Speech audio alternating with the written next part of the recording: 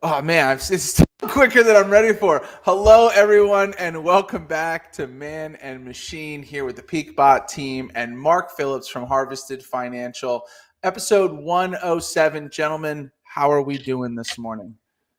Doing pretty good, pretty good. A lot of work getting done over the weekend. That's what happens when there's no football and no baseball. A lot of work Yeah, gets done on the weekends. totally. How was Did you your have any weekend, Oscar Mark? watching though? At least I watched. I have it on. I have it recorded. I couldn't get through all that live, truthfully. So I have it recorded. Conan monologue. I have that ready for lunch. I'm very excited. Was it good? I didn't watch any of it. Oh, you made it sound like you made it sound like we were missing out. The way you said it, Mark, I thought this was like the event that you waited to watch all year. I that was deceptive, wasn't it? That's not totally true. I watched maybe a couple minutes and then I fell asleep. As we're talking about this, by the way, I got an email. Conan crushed his opening monologue. Literally just like some, I guess it's a bar stool email. But anyway, happy Monday. Got a lot to cover here in today's show. We'll take a quick look at PeakBot picks from last week, but really we want to get into stocks in real life. I got a great stock for us today. A lot of real life experience for the whole world on this stock over the last 5 years. And we're going to learn a little something. We're going to bring it back to our roots a little bit today and really dive into some great stuff. So hang tight and probably take a look at some economic events, do a little SPY analysis, etc. So I'm battling what I think is the beginning of a little bit of a cold. So if I have to go off camera and blow my nose, I will do that, but I will give a proper heads up. But anyway, let's get into it, guys. What do we think? Cool. Well, do we want to By the way, start? I think we need music. Ben, we started playing music on the Friday show just a little bit in the background, and without it now, I feel a little weird. You got it going. Okay, you got it. Do you want to pull up the results for the PeakBot picks? Let's do it. So, sharing my screen here. This is our tracker. We have yet to make like a nice. I mean, not that this isn't nice, but we haven't made like a one page like who's winning, who's not. So we're going to take a look at my trades from week 2 in the contest here. Okay. Good news. 3 for 3. One Very Walmart nice. Trade successful after a terrible one through earnings the week before. I'll never forget it. Ben will never let me forget it. And then I had 2 trend spread trades, Disney and Bank of America. So Disney was a put spread. Bank of America was an iron condor on trend spread from Friday to Friday. Here was the premium I had earned. Okay. And I actually manually stopped out of all 3 of these trades, as we can see here, but 3 wins, only paid back a little bit in premium here, for each trade. So I was very happy about that. On the week, 3 for 3 on the picks, made $85 overall. Again, I gave just a little bit of premium back and I had risked $650. So PeakBot picks, good week for me. I needed a recovery after week 1 there. And also in the account, I made 2 other iron condor trades on the Qs on Monday and Tuesday, both profitable for me. So good week. I made about 1% in my account last week. Ben, I'll shift over to yours here. You can talk through them or. Yeah, no, that sounds good. So my week 2 picks were Google, ALB, and SLV. I won on Google, ALB. Both were early exits. Both took profit. I think it was on a Monday and a Wednesday, I want to say. Actually, go back. I did record. Okay, so it was Monday and a Tuesday, the date that they closed. So the trend spread bot did take profit for me. I collected $69 in profit from those 2 trades, which were wiped out by the $69 loss perfectly in SLV. However, I turned that SLV trend spread trade into a wheel trade. Now, I wasn't collecting much premium right off the jump. I'm pretty happy with what I've seen on the SLV chart, and I'm pretty happy to hold SLV. It's just reflective of the price of silver. So I'm happy to hold that and turn that into a wheel stock. And in fact, I don't even know. It's going to depend on where we open at this morning. I don't even know where I'm going to sell my covered call at. I'm going to handle this position manually. I might just hold it, honestly, because if that price gets back up to 29, I'll have made my $8 premium. But even more so, I'm excited to hold it and see SLV gain some value there. Maybe pick up a few more bucks. It's only taking up $2,900 of my capital, so I'm happy to do that. Can I jump in here and say I love that trade? That like not necessarily because it's silver or whatever, but I love that setup about the way you're thinking about taking that position, right? That you're kind of thinking 2 steps ahead there. That you're saying I'm willing to sell credit spreads on silver because if I win, I win. And if I don't, I have a second opportunity here to hold this for a long term, turn that into a covered call trade, turn that into a wheel trade, like you said. So I think that's an amazing way to both pick your names and to think about your trade setups overall, is that you want to be thinking a step or 2 ahead. What do I do if this drops, if it rallies, what are my different outs here? So I just love that setup. I couldn't agree more. And Ben, I think you did this live on Friday on our show. Did. I think you kind of made the decision like, okay, it didn't go well. Let's not just be losers here. Let's get back in it. And on silver, why not, right? I mean, we can be long-term on that. Yeah, it actually made me think, kind of taking the same approach with ETFs, right? Because ETFs, I guess they could be a little more volatile. ETFs don't typically get blown out by earnings, right? And I mean, it could be that the entire grouping of stocks has bad earnings or really good earnings, and then you go really far in one direction. However, selling credit spreads on ETFs with knowing that I'm okay to convert that into a wheel position, I think I'm probably going to do more of that. Just because I feel generally safer doing that on ETFs or even like commodities like silver, gold. So I'll probably be doing more of that. Very cool. So Ben, on the competition, on the week, 2 for 3, net break even for you on the 3, as we saw. Earned 113 premium, put 1,100 out there for those trades. How'd you do overall on the week outside of the contest? I know you had a couple other things going. We talked about it a bit on Friday. Yeah, so that was flat. Condors were flat. It was, unfortunately, I hate to say it, the max bot that took down my portfolio. Okay. Hey, happens. Been talking about that strategy a lot, working on it, new market conditions, etc. But okay, fully transparent here. Thank you for the info. We'll take a quick look at Thomas's if it's updated. Yeah, it's updated. I didn't put in if they're wins or not. I believe he also went 2 for 3 last week. He had 3 trend spread selections: Procter & Gamble, Condor. Dillon, you want to share your screen? I do. Yeah, it's just the data's in there. It's just I don't know if you won or lost. Well, it's not even that. It's just it's incomplete. Thomas, if you're watching, come on, man. These aren't open trades. All right. So trend spread, Procter & Gamble. He was trying. We could check it right now, but I think we got better things to do.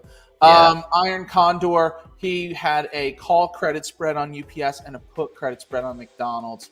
I remember looking at him on Friday. I think he finished 2 for 3. So that is PeakBot picks. Stay tuned. Again, these are real trades being taken by each of us in our automated accounts with PeakBot. Let's get into, by the way, on the bottom of the screen, just need to mention it. If you're interested in why we're here on this show or why we're partners with Mark and Harvested, professionally managed portfolios.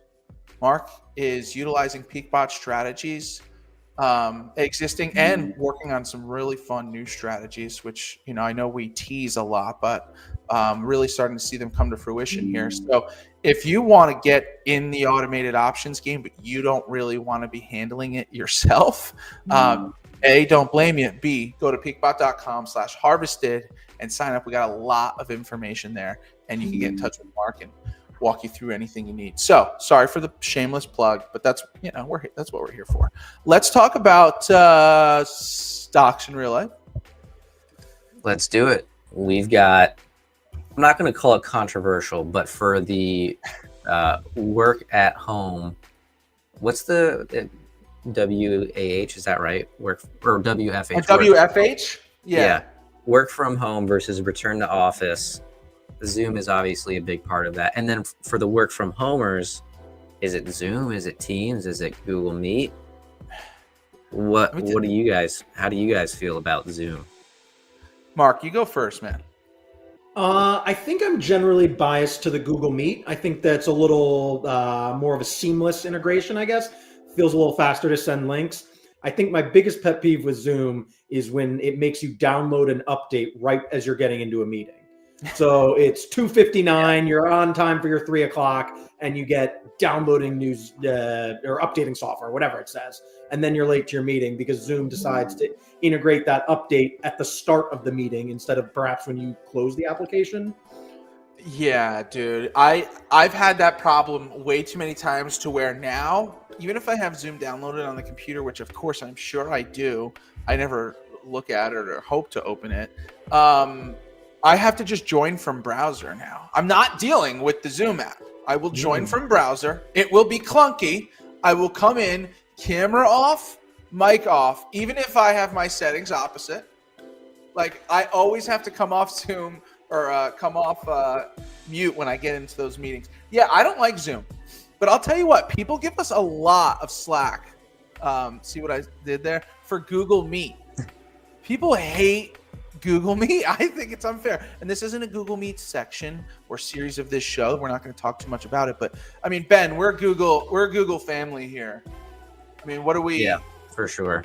Were you always Zoom prior? I mean, like, were you always Meet, or did you have a day? In my prior employment, we were a Google family. Okay. Yeah. And then one day that was just torn away from us, and we were forced to switch over to Microsoft Teams, which I would rank as the lowest of these 3 options. Totally agree. It must have been a price thing to have us switch from Google to Teams, but it was such an unpleasant experience, and there was so much resistance to move away from Google Meet that when we went full-time in PeakBot, we decided there was just no other option than to do Google Meet. Yeah, let's not mess around. Yeah. I think we have to pull up the stock chart for this section, but there are very few names that like roared into the zeitgeist and then just absolutely collapsed, right? Like, yeah, spring of 2020, like everything was Zoom. We were doing happy hours on Zoom. You were calling your long lost cousins on Zoom. Like everything was going to be Zoom in the future. And as the stock price reflects, not everything was Zoom in the future. Pretty quickly, not. Yeah, I mean, look at the rise here. Okay, so, and Ben, I know you have it up on your screen. If you'd rather there, just tell me. That's no problem. I just got very confused because I was scrolling on my screen and I didn't see it working on this screen. Sorry. That explains it. All right, I'm going to give you a control here in just a second. But so they launched IPO, looks like April in 2019. Okay, trading right around $90, $100. Okay, where I want to know exactly. Here's COVID, right? What'd you guys say about right here, end of February? As we can see, the volume spikes tremendously. And boy, okay, so like from $70 all the way up to we touched almost $600 here in the span of 6 months. Yeah, quick 8x. Yeah, quick 8x in half a year. Okay, so, and then obviously we've seen it return back to what I guess we'll call normal levels, right around this $75 price point. Mark, tell us more about your thoughts on this. I need to know. I mean, it's a wild name to trade. I wasn't trading it actively like during that peak, but like this is like 3 different stocks right here that we're looking at. You had the sort of the pre-COVID, the COVID, and now the post-COVID. And if you look at it over the last 2 years, I mean, it's barely budged. I mean, looks like a utility practically, which in some ways it is. You're not kidding. This is crazy. The consolidation. Not a bad ticker to sell options on, in my opinion.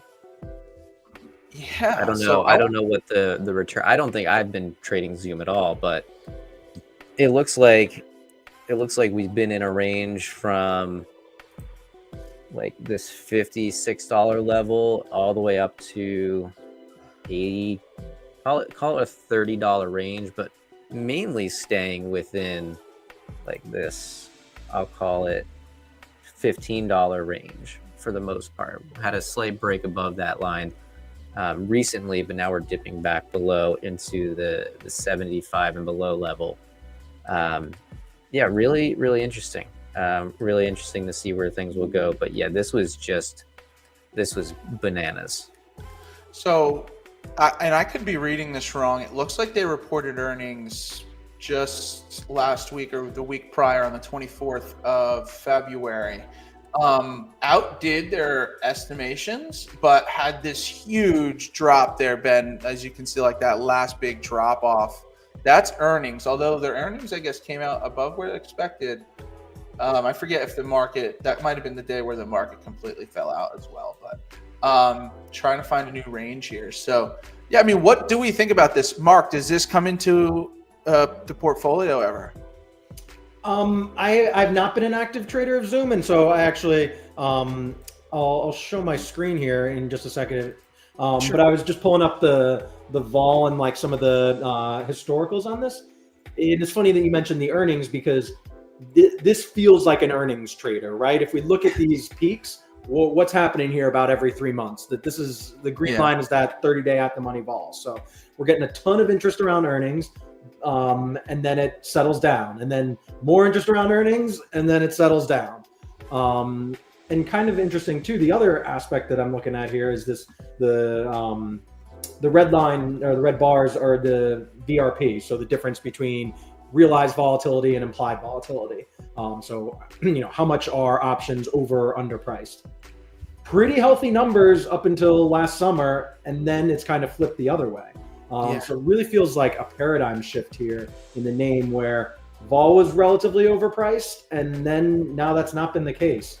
So we've seen, you were showing in the chart, we've seen a little bit more movement, a little bit more chop in the name. To be honest, that makes me a little bit nervous to be a seller. But then I look at the chart and I'm not seeing much price action, so I don't know if I want to be a buyer either.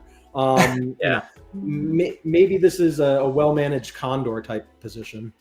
That's what it's doing on the trend spread watch list right now. I mean, data from Friday, we'll get new data this morning when the market opens. But right now, trading closed at 73.04 or something in the neighborhood of that. It has it set up, trend spread has it set up for a weekly condor. If we were to enter today, expire Friday, it would be a $3 spread. Sold put at 71, sold call at 75. So $3 spreads, or at least that's the max you'd be risking on that. So Ben, I've traded it. I've had Zoom on trend spread. I can't recall my success or failures with it off the top of my head, but looking at it here, I'll just pull this up for 1 second.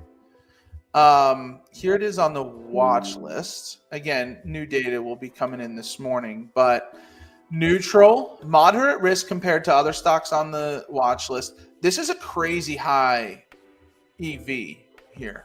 Expected value over 8 is pretty high.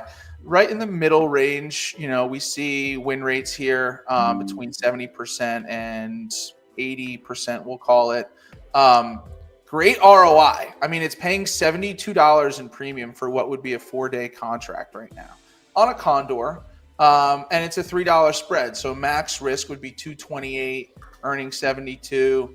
Again, trying to stay above 71, below 75. Does anybody still have the chart up? I can pull it back up. I've got the chart up.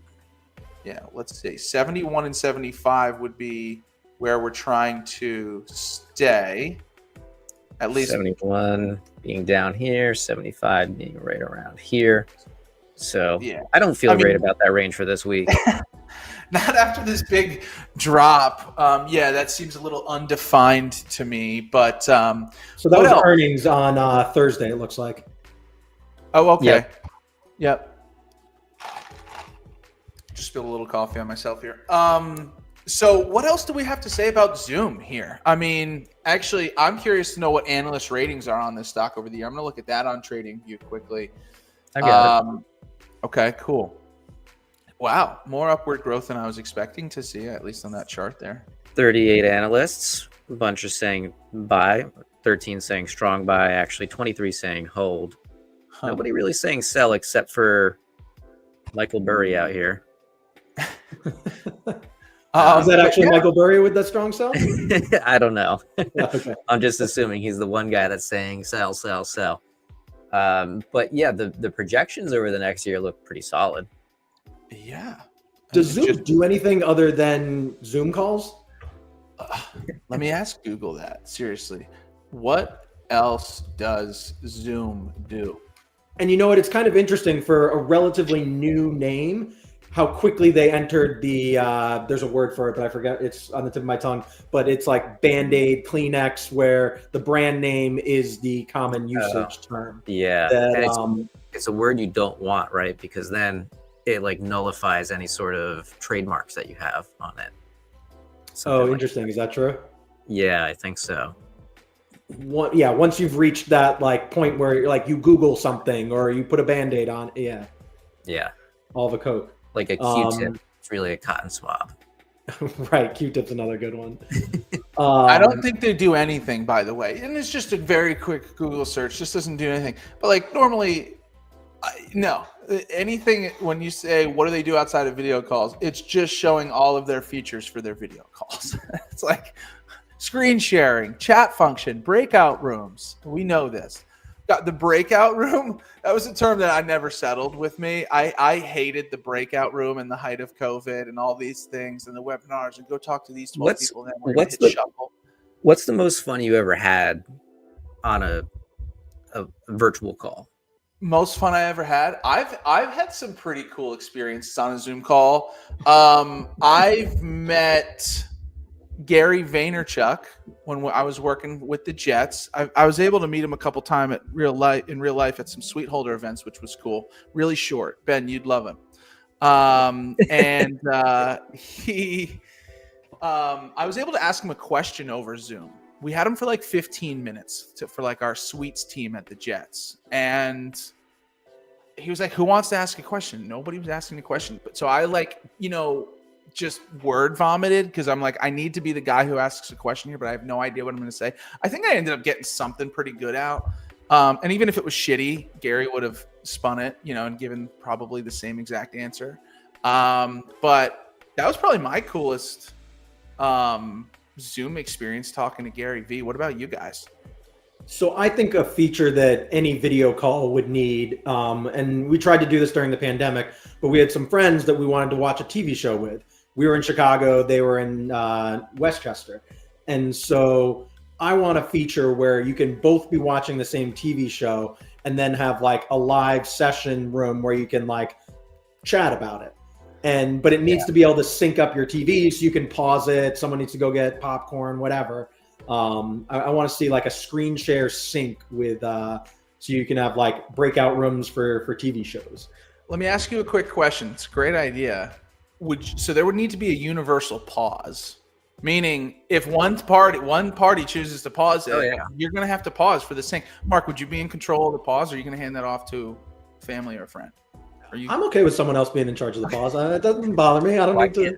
Why can't everybody be in control of the pause? Well, that would be mayhem. I feel like there's got to be one person running the pause, running the pause there. But anyway. But trying to sync up, you're literally sitting there. You're like, okay, ready, set, play. Never works. Never works. Oh man, Ben, any cool Zoom experiences for you? We've been bashing Zoom here a little bit. It doesn't just have to be Zoom. It could be any virtual. Oh, okay. Okay. I will say though, on the syncing move, I think there was, I might be wrong, but I think there was an app on the Oculus where you can virtually sit in a room with somebody and watch the same show with them. Not my style, but I think that might have been available, might still be available. We had a wine tasting over video chat. That was kind of cool.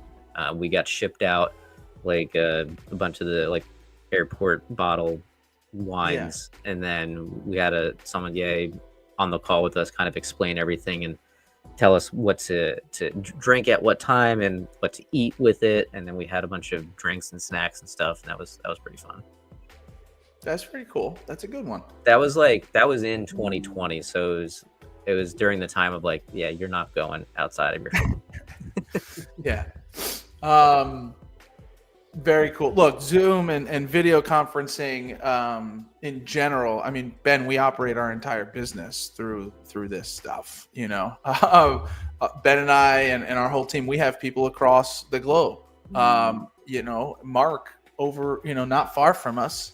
You know, love to meet up for lunch, but like we need to call Mark. We got to talk about something. We're hopping on a video call, and I'm happy that I haven't tricked myself. I don't call it a Zoom call anymore. I would just, regardless of what it was, it was a Zoom call. It was a Zoom call. They did dominate that and still do for the most part. A lot of people still say, do you want to just get on a Zoom? You know, it took on a whole nother meaning, which is impressive when anybody does that. Disruptive for sure. Cool. All right. Let's move on. Great discussion about Zoom. If you missed it, you can rewind it. Let's talk about iron condors. Now, we've got a variety of iron condors that can be traded in the market. PeakBot specifically has 2 iron condor strategies that we are automating right now. One is a 1 DTE iron condor. The other is a 0 DTE end of day iron condor. But Mark, I will let you give the ins and outs of an iron condor, how it works, what are the benefits, what are the risks. Let's get the rundown here. Before I do that, I do have one vocabulary term to add here. The term we were looking for with the brand name when you jump on a Zoom or let's Zoom this is genericide. As in like when you genericize something, but you genericide it, that you kill it to the point of by making it a generic and common usage. Okay. Genericide, way too close to like genocide. I don't like it. I don't like that word. Yeah, you got to make a hard R there to be clear about what you're talking about. Don't like it. But very good fun fact. Let's dive. And now on to iron condors.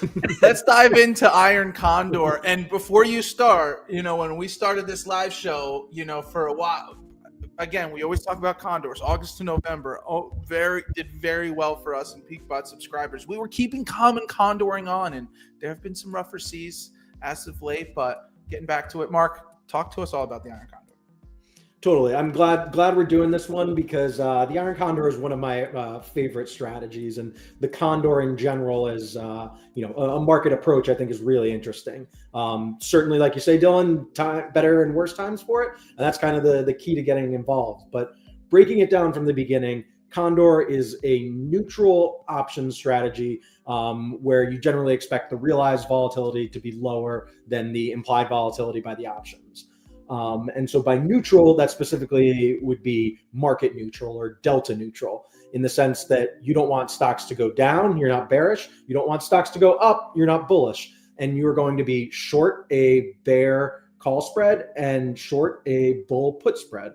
So you've sold the put spread, you've sold the call spread. You don't want stock to go through your short call, through your short put. You want it to just sit right there, as that is that realized volatility coming in lower than the volatility implied by those options. So it's a 4-legged spread. You can construct it with all calls or all puts. That would just be the traditional quote unquote condor. But the iron is the aspect where we're doing a call spread and a put spread.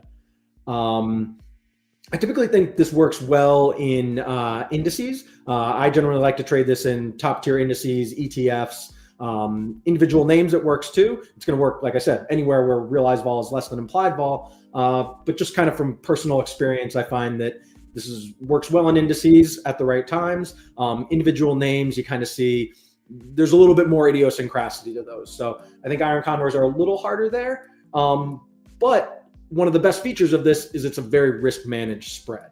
So the fact that you're short volatility but with bounds. That by selling that spread, that call spread or put spread, your short options are closer to the money, closer to the current stock price, while those long options are going to protect you in case it really kind of goes haywire, the stock jumps up or down quite a bit.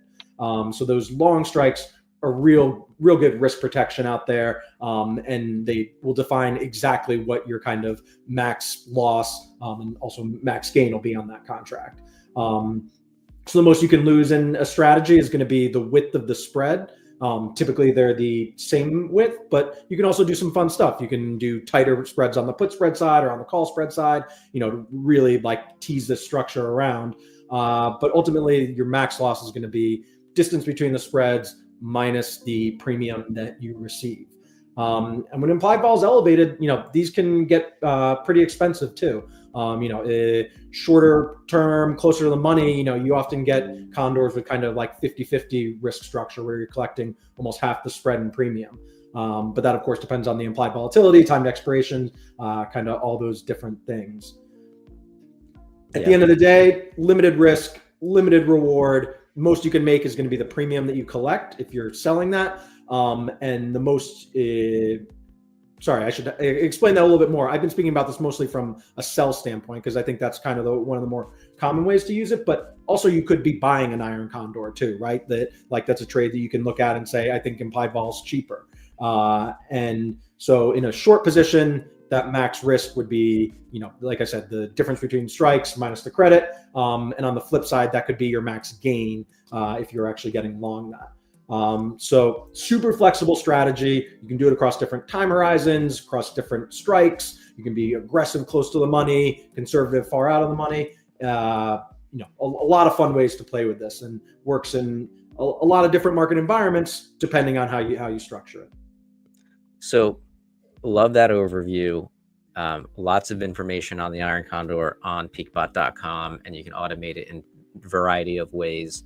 I got a pop quiz for us right now. Mark, you mentioned buying an iron condor versus selling an iron condor.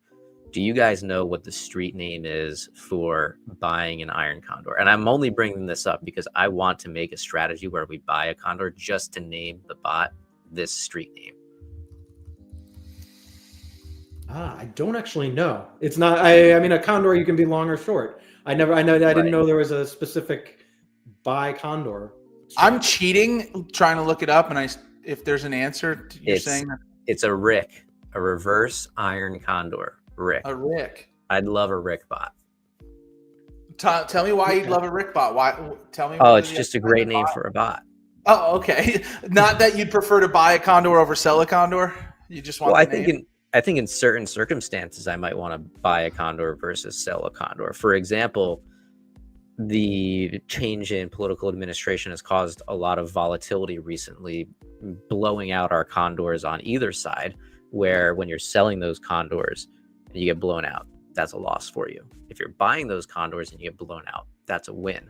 The downside is, though, for buying condors, I personally would like a tighter range to increase my win rate. However, the tighter I make my range, the worse my loss can get. So I'm conflicted when it comes to Ricks, but if there's a good Rick strategy out there, I'd love to automate it. All right. Mark, you ever Rick? This is the first time learning about Ricks. But I think, you bring up a good point, right? That like, you can't always be selling condors. You can't always be short volatility because volatility is not always overpriced. But there are times, whether it's, I think you sort of mentioned the political environment, and I extend that broadly to any time you see the vol regime changing, getting long and being biased towards long condors, I think is a good strategy. That ironically, I tend to find that iron condors on the short side work the best in low vol environments. That I think that's one of the catches of this, is that you see big premium, you're hunting for big premium, you want to sell high vol, when in reality, like, you're better off often, collecting smaller amounts and seeing higher win rates when vol's not moving as much. So as we start to go across regimes, I tend to be biased towards, on the long side of the condor. Whereas when, steady as she goes, it's a good time to be short. Yeah. And my experience here with the Iron Condor is, I had never traded condors before we automated them with PeakBot. People tend to get hooked on these guys. Mm-hmm. Okay. Okay. When we're selling them, people are selling them short. Ours specifically, we're doing a 0 DTE or a 1 DTE. When specifically the last administration, right? Like we didn't realize, how well the condors did there for quite a long time, specifically, and we're straddling the 25 delta with our 1DTE condor. People get hooked on these, and we saw people trading nothing but condors, 30 a day, $1 spreads, and just printing money, right, Ben? Doubling it. We say it all the time. People calling us saying, I doubled my account in 18 trading days. People were getting ready to quit their jobs, calling and us, just run condors. Saying we're done. You guys cracked the code. We got Meanwhile, Mark's over here behind us, like, hey, keep condor on. We're like, oh my God, Mark is agreeing. Like, we're all, this is crazy. But let me tell you something. Right. Well, look, December came and December went, and people were humbled a little bit. And we released our new model portfolio, which I'm pulling up on the screen here. And even now, we want to make some adjustments to this just after the last few weeks. But notice that the Iron Condor on a $25,000 portfolio. Okay, now this isn't a bullish market, and you can see risk tolerance low, moderate, or high. But notice that if we're bullish, which generally speaking, if we zoom out, bullish on the market, low risk tolerance, 1% of this portfolio, doing one or two of these trades. And this is not financial advice. We're not financial advisors. This is just how we put it together for ourselves. And we share that. But, 3%, 8%. You'll notice in a bear market, there are times where, you're almost not even wanting to trade it. And in neutral here, obviously, you'll see the condor take a jump up 5%, 8%, 15% with high risk. But look, it compiles quickly in both directions. When you have a strategy that trades every day and you're only putting out $100, to Mark's example earlier, where it's 50-50. I mean, I think normally, Ben, we got a couple fills over $50 in premium, last week, where you're risking less than you earned, on a $1 spread, which is great, but it piles up quickly, right? So we always like to be cautious. I run like one or two a week. Like for me on Iron Condor this week, I want to see what the watch list looks like as we're getting close to the entry around 12 o'clock. I want to see what the premiums are looking like. If they're too high, I get a little nervous sometimes. I certainly like to avoid them now in the middle of the week. And maybe we should take a look at some economic events and see if there's anything coming on this week that could hinder condors. Let's do that, and then let's rack, because we got the bell coming up soon. So let me throw this on screen. Call out anything that sticks out to you guys. So today is March 3rd. We've got some manufacturing data come out today. And historically speaking, this manufacturing data has blown out overnight condors. As a result of that, I personally scaled back my condor positions to just one on XSP on Friday. It did pay a crazy premium. And actually, Dillon, I didn't cancel that order, and I wound up filling at 67 cents. But that's only because at the end of day Friday, the market shot up. So my call side is in the money, unfortunately, already. I wasn't paying attention. I should have just canceled that. And then rest of day today, pretty quiet. Nothing slated of note after 11:35 Eastern this morning. Okay. And then moving into tomorrow, again, not much going on, so I'm probably going to go full force back into condors today, take advantage of this seeming lack of news. Although with President Trump, you never know. You never know. Honestly, you never know when he's going to say something. Like last week, there was talks about a 10% tariff on China. On Friday, he met with President of Ukraine, Zelensky, and that kind of devolved into less than productive conversation, it seemed. And that moves the markets. So, you can do all the planning you want, but you just never know. And that goes for anything, not just President Trump, but it goes for anything. You never know what's going to happen. That's always why it's a good idea. Not financial advice from me, but it could come from Mark. Always good to know what your losses will be before you enter into a position, and make sure that you're okay with those losses. That's my philosophy. That's how I feel. Yeah, and you're right to say that. The market's mayhem lately. Any short-term strategy, man and machine here. Keep an eye on things. What else we got moving into Wednesday? That's right. So we've got manufacturing today. We got a lot of services data on Wednesday, and yeah, there seems to be a lot of morning action for this coming week. Moving into Thursday, nothing really sticking out to me just yet. And then on Friday, non-farm payrolls have been a factor before. Unemployment rate has been a factor before. Those are both pre-market, 8:30, so an hour before the market opens. And then we got JPOW speaking on Friday. So no condors for me. Friday's weird for him, isn't it? Am I wrong? Occasionally he'll speak on a Friday. Anything here shaking your boots, Mark, this week from an economic standpoint? Events? From an economic numbers standpoint, I don't know that there's anything out of the ordinary. We're coming into the tail end of earnings season too, so I don't think we're going to see much on like the individual names basis from that. So it feels like overall pretty slow news week. You know what is funny, Ben? Pull up your screen one more time. When we used to do this, you would always search just the high news events with like 3 bars of strength there. Notice that after volatile markets and a Michigan report going and ruining everybody's week a couple weeks ago, Ben is no longer filtering for just high impact events. Ben wants to see everything documented on the week.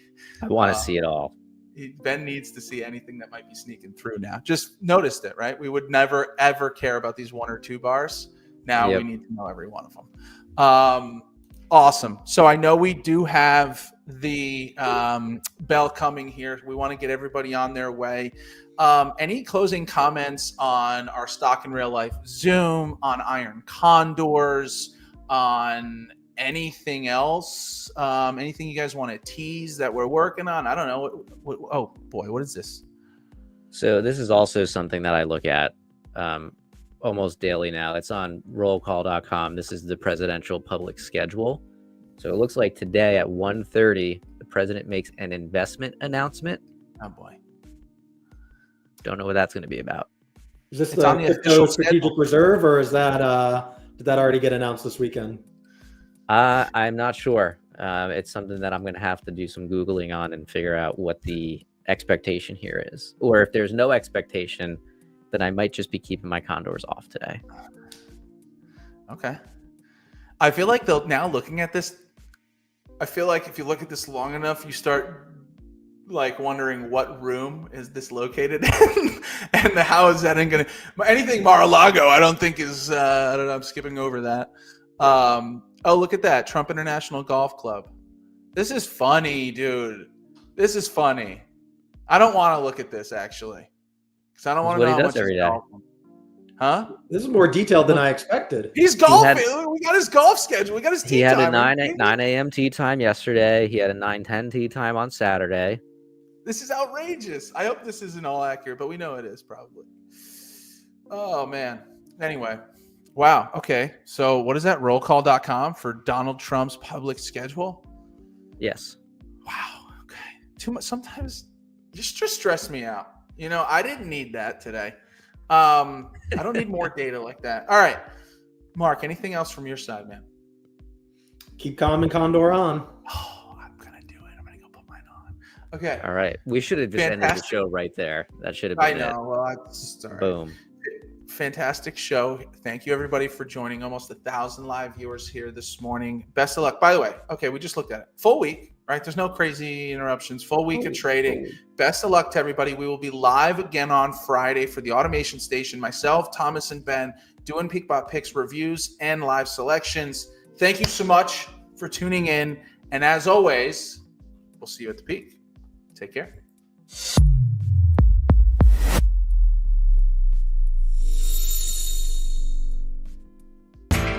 You know how the financial world goes. Here comes the buzzkill. Please make sure to take some time to read this boring disclaimer. We will owe you one.